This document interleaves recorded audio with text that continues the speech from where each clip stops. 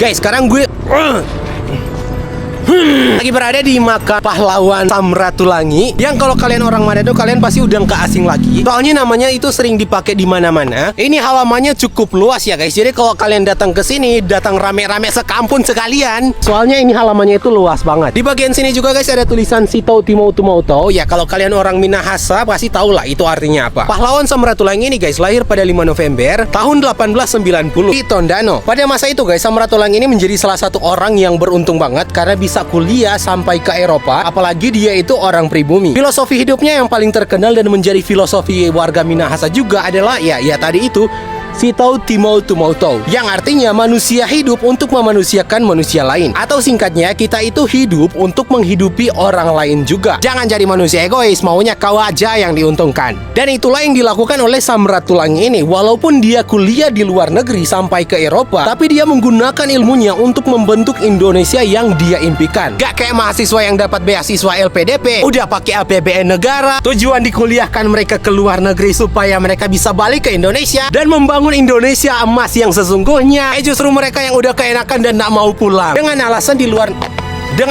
di luar negeri itu jauh lebih enak daripada di Indonesia. Tapi pahlawan Samratulangi itu enggak. Ketika dia kuliah di luar negeri, dia balik lagi ke Indonesia untuk membentuk Indonesia emas yang dia harapkan. Perannya itu sangat banyak dan sangat krusial juga. Ia menjadi tokoh pergerakan, jurnalis, dan pemimpin organisasi yang mendorong persatuan Indonesia. Ketika Jepang kalah dan menyerah, dan Indonesia memproklamasikan kemerdekaan pada tahun 1945, Samratulangi itu menjadi salah satu tokoh yang dipercaya negara. Dia menjadi salah satu anggota PPKI, kemudian menjadi gubernur pertama Sulawesi Utara. Di masa itu guys, perannya itu sangat amat krusial karena pada masa itu Indonesia itu belum benar-benar stabil dan Belanda berusaha untuk mencoba untuk kembali lagi untuk menguasai sebagian Indonesia. Contohnya di bagian sini, di bagian timur Indonesia yang masih rentan terlepas dari Indonesia. Nah, disinilah peran krusial Samratulangi. Dia menegaskan bahwa Indonesia Timur tetaplah bagian dari Republik Indonesia. Dan kalian tahu apa yang terjadi? Tunggu, udah panas by the way.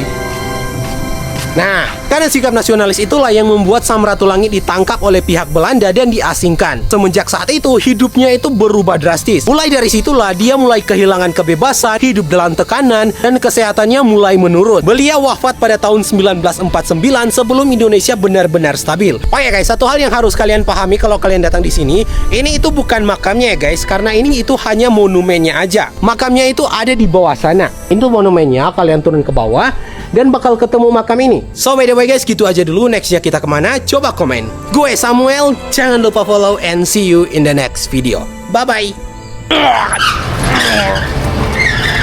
Keras.